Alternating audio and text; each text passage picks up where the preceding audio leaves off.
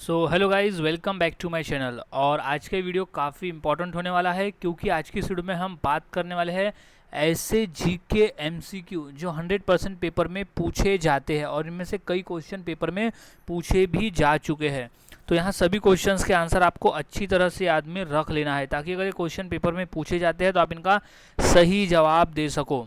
तो शुरुआत करते हैं आज का हमारी जीके स्टडी की। तो सबसे पहला प्रश्न है, महात्मा गांधी का राजनीतिक गुरु कौन था? यानी महात्मा गांधी अपना राजनीतिक गुरु किसे मानते थे? तो इसका सही जवाब है गोपाल कृष्ण गोखले को। महात्मा गांधी अपना राजनीतिक गुरु मानते थे गोपाल कृष्ण गोखले को। ये मोस्ट इंपॉर्टेंट क्वेश्चन है, काफ़ी बार ये क्वेश्चन पेपर में आ चुका है। सो इसे अच्छी तरह से याद में रख लेना है। अब नेक्स्ट क्वेश्चन है, रविन्द्रनाथ टैगोर को गुरुदेव की उपाधि किसने प्रदान की?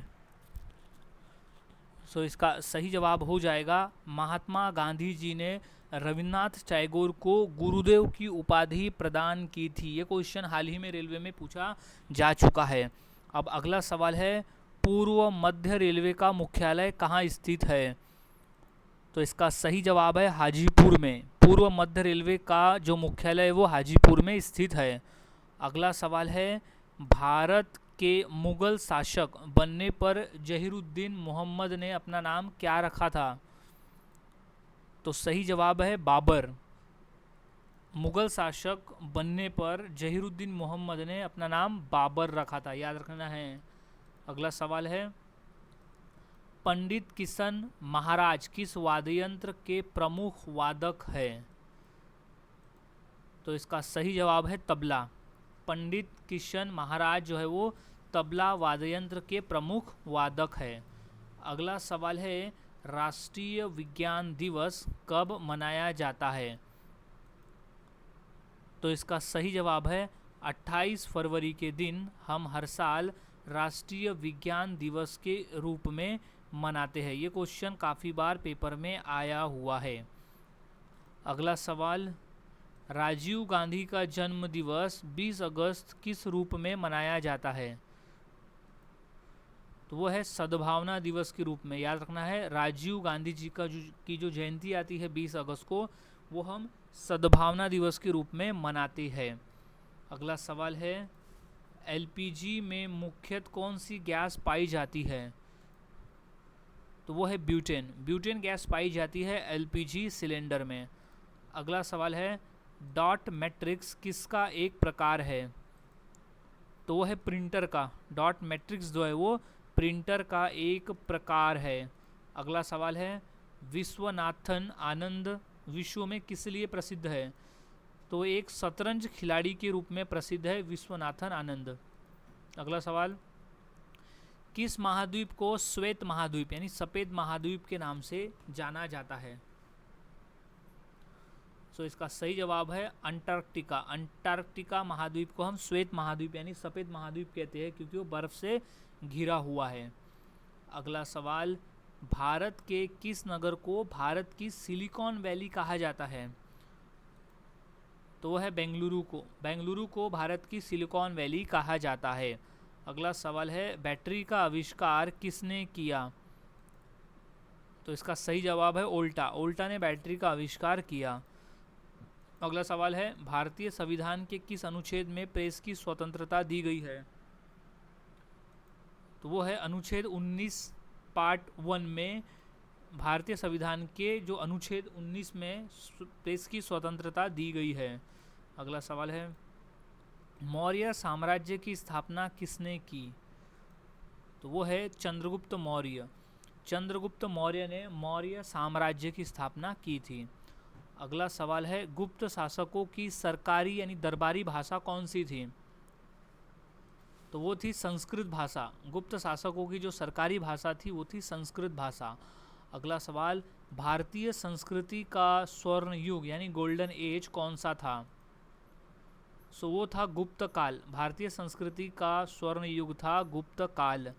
अगला सवाल है, किस विदेशी यात्री ने भारत का दौरा सबसे पहले किया था? तो वो मेगास्थनीज ने। मेगास्थनीज विदेशी यात्री था जिसने भारत का दौरा सबसे पहले किया था। अगला सवाल, किस तापमान पर जल का घनत्व अधिकतम होता है? तो वो है 4 डिग्री सेल्सियस पर जल का जो घनत्व है वो सबसे अधिक होता है। अगला सवाल, मानव शरीर की सबसे लंबी हड्डी कौन सी होती है? तो वो है फीमर हड्डी। फीमर हड्डी जो हमारे जांग में पाई जाती है वो मानव शरीर की सबसे लंबी हड्डी होती है। ये याद रख लेना है क्योंकि ये काफ़ी बार पेपर में आ चुका है। और ये भी है कि फीमर हड्डी कहाँ पाई जाती है, तो वो हमारे जांग की हड्डी को हम फीमर हड्डी कहते हैं। अगला सवाल है, मानव रक्त का पीएच मान कितना होता है? तो वो होता है 7.4 का। मानव रक्त का पीएच मान है 7.4। अगला सवाल, निम्नलिखित में से किसने सोमप्रकाश नामक समाचार पत्र शुरू किया? सो वो थे ईश्वर चंद्र विद्यासागर ने सोम प्रकाश नामक समाचार पत्र शुरू किया था। अगला सवाल है, सैनिक संगठन खालसा दल की स्थापना किसने की? तो वो कपूर सिंह ने की थी खालसा दल की स्थापना। 2 बेसिक डिफरेंस याद रखना है, खालसा दल अलग है और खालसा पंथ दोनों अलग अलग है।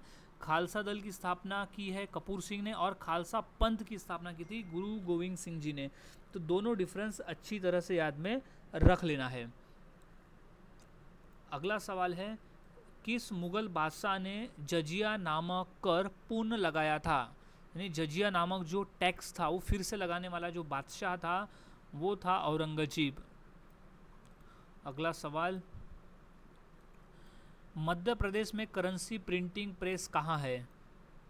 तो वो है देवास में। याद रखना है, देवास करेंसी प्रिंटिंग प्रेस। अगला सवाल है, विक्रम भाई साराभाई अंतरिक्ष केंद्र कहाँ स्थित है? तो वो स्थित है तिरुवनंतपुरम में। तिरुवनंतपुरम में स्थित है विक्रम साराभाई अंतरिक्ष केंद्र। अब अगला सवाल है, किस ग्रह में चंद्रमा की तरह कलाएं होती है? तो वह बुध ग्रह है जिसमें चंद्रमा की तरह कलाएं होती है। अगला सवाल, महात्मा गांधी को सर्वप्रथम राष्ट्रपिता किसने कहा था? तो वो थे सुभाष चंद्र बोस ने महात्मा गांधी को सबसे पहले राष्ट्रपिता कह के संबोधन किया था। अब अगला सवाल है, लाइफ डिवाइन पुस्तक के लेखक कौन है?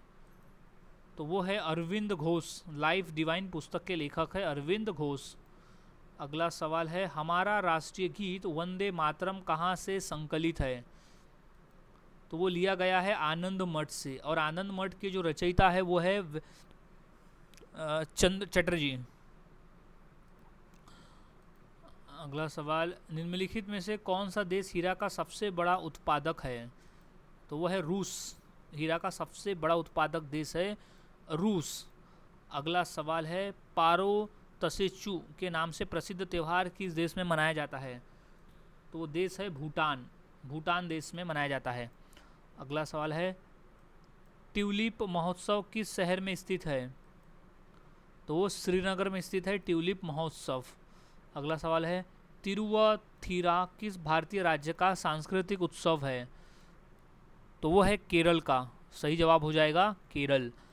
अगला सवाल है, भारत के किस राज्य में सुंदरेश्वर महोत्सव मनाया जाता है?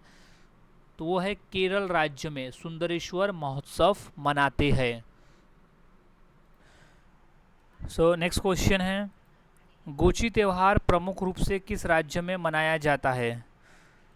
सही जवाब है हिमाचल प्रदेश। गोची त्यौहार जो है मुख्य रूप से हिमाचल प्रदेश में मनाया जाता है। अगला सवाल, बस्तर दशहरा निम्नलिखित में से किस राज्य में मनाया जाता है? तो इसका सही जवाब है छत्तीसगढ़ राज्य में मनाया जाता है बस्तर दशहरा, जो कि बस्तर जिले में मनाते हैं। अगला सवाल, किस विटामिन को एंटी इन्फेक्शन विटामिन भी कहते हैं? तो वो विटामिन ए को हम एंटी इन्फेक्शन विटामिन भी कहते हैं।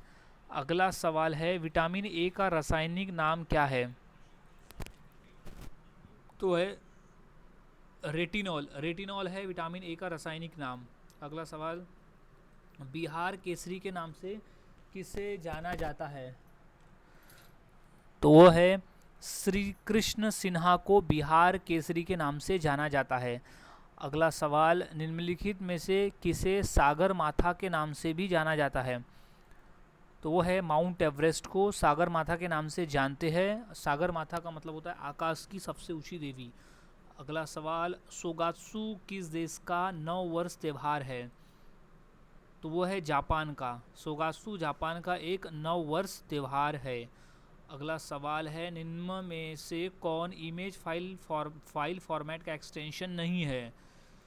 तो जो .mdb दिया हुआ है वो इमेज फाइल फॉर्मेट का एक्सटेंशन नहीं है। अगला सवाल, संविधान सभा की पहली बैठक कब हुई थी? तो वो दिसंबर 1946 को हुई थी संविधान सभा की पहली बैठक। अगला सवाल, सूर्य से सबसे दूरी पर कौन सा ग्रह है? तो वह है नेपच्यून। सूर्य से सबसे दूरी पर है नेपच्यून। अगला सवाल, लूसीफर किस ग्रह का एक अन्य नाम है? तो वो शुक्र ग्रह का अन्य नाम है लूसीफर।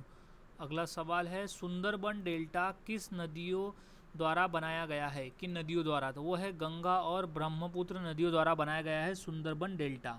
अगला सवाल, भागीरथी और अलकनंदा नदियाँ मिलकर किस नदी का निर्माण करती है? तो वो है गंगा नदी का निर्माण करती है भागीरथी और अलकनंदा नदियाँ मिलकर। अगला सवाल है, अलकनंदा नदी भारत में भागीरथी नदी से कहाँ मिलती है? तो वो है देवप्रयाग में मिलती है अलकनंदा नदी भागीरथी नदी से। अगला सवाल, निम्नलिखित में से कौन सी नदी धुआंधार जलप्रपात बनाती है? तो वो है नर्मदा नदी जो है वो धुआंधार जलप्रपात बनाती है। अगला सवाल, माउंट मकालू पर सफलतापूर्वक चढ़ने वाली पहली भारतीय महिला कौन है? तो वो है प्रियंका मोहिते। माउंट मकालू पर सफलतापूर्वक चढ़ने वाली पहली भारतीय महिला। अगला सवाल है, निम्नलिखित में से कौन एक जैन तीर्थकर नहीं थे? तो वो नाथमुनि जो थे वो जैन तीर्थकर नहीं थे। अगला सवाल है, किस साम्राज्य में कंटक शोधन नाम का एक प्रकार का दरबार प्रचलित था? तो वो था मौर्य। मौर्य साम्राज्य में कंटक शोधन नामक एक प्रकार का दरबार प्रचलित था। अगला सवाल, किसके शासनकाल में मेगास्थनीज भारत आया था? ये क्वेश्चन मोस्ट इम्पॉर्टेंट है और काफ़ी बार पूछा गया है। तो सही जवाब है चंद्रगुप्त मौर्य। चंद्रगुप्त मौर्य के शासनकाल में मेगास्थनीज भारत आया था। अगला सवाल, निम्न में से कौन नंद वंश का अंतिम शासक था? तो वो था धनानंद। धनानंद नंद वंश का अंतिम शासक था। अगला सवाल है, बैटरी की क्षमता किस में मापी जाती है? तो वो है एम्पियर हावर में मापी जाती है बैटरी की क्षमता। अगला सवाल है, करीबा बांध निम्न में से किस नदी पर स्थित है? तो वो है जेम्बेजी नदी पर स्थित है करीबा बांध। अगला सवाल, निम्नलिखित में से कैंजी बांध किस नदी पर निर्मित है? तो सही जवाब है नाइजर नदी पर। अगला सवाल, इनमें से कौन सा विटामिन मनुष्य के रक्त में जमने के लिए जिम्मेदार है? तो वो है विटामिन के। विटामिन के जो है वो मनुष्य के रक्त में जमने के लिए जिम्मेदार है। अगला सवाल है, मानव शरीर में रक्त को शुद्ध करने वाला अंग कौन सा है? तो वो किडनी है जो रक्त को शुद्ध करता है। अगला सवाल, पौधों में भोजन का परिवहन किसके द्वारा होता है? तो वो होता है फ्लोएम के द्वारा होता है परिवहन। अगला सवाल, जल का घनत्व अधिकतम किस टेम्परेचर किस तापमान पर होता है? तो वो है 4 डिग्री सेल्सियस पर जल का घनत्व सबसे अधिक होता है। अगला सवाल है, पृथ्वी अपनी धुरी पर कितने समय में एक चक्कर पूरा करती है? तो वो है 24 घंटे में पूरा करती है। अगला सवाल, गंगा और यमुना नदी का संगम कहाँ होता है? तो वो है प्रयागराज में। अगला सवाल है, अशोक का प्रसिद्ध शिलालेख किस लिपि में लिखा गया था? तो वो था ब्राह्मी लिपि में लिखा गया था अशोक का प्रसिद्ध शिलालेख। अगला सवाल है, भारत छोड़ो आंदोलन कब शुरू हुआ? तो वो था 1942 में शुरू हुआ था भारत छोड़ो आंदोलन। अगला सवाल है, भारतीय संविधान कब लागू हुआ? तो वो है 26 जनवरी 1950 को लागू किया गया था संविधान। अगला सवाल है, भारत में संसदीय प्रणाली किस देश से ली गई है? तो वो है ब्रिटेन से ली गई है संसदीय प्रणाली। अगला सवाल, भारत में पंचवर्षीय योजना का शुभारंभ कब हुआ? तो वो था 1951 में। अगला सवाल है, भारतीय रिजर्व बैंक की स्थापना कब हुई? तो सही जवाब है 1935 में हुई थी भारतीय रिजर्व बैंक की स्थापना। सो गाइज, आज की वीडियो में हमने ऐसे इंपॉर्टेंट क्वेश्चंस की प्रैक्टिस की जो कि आने वाले एग्जाम के लिए काफ़ी इंपॉर्टेंट है। तो सभी क्वेश्चंस के आंसर आपको यहाँ अच्छी तरह से याद में रख लेना है, क्योंकि ये सभी क्वेश्चन इंपॉर्टेंट है। सो मिलता हूँ ऐसे ही और नए जीके क्वेश्चंस के साथ अगली वीडियो में। तब तक के लिए चैनल के साथ बने रहे, वीडियोस को देखते रहे और इसी तरह से रोज़ाना प्रैक्टिस करते रहे।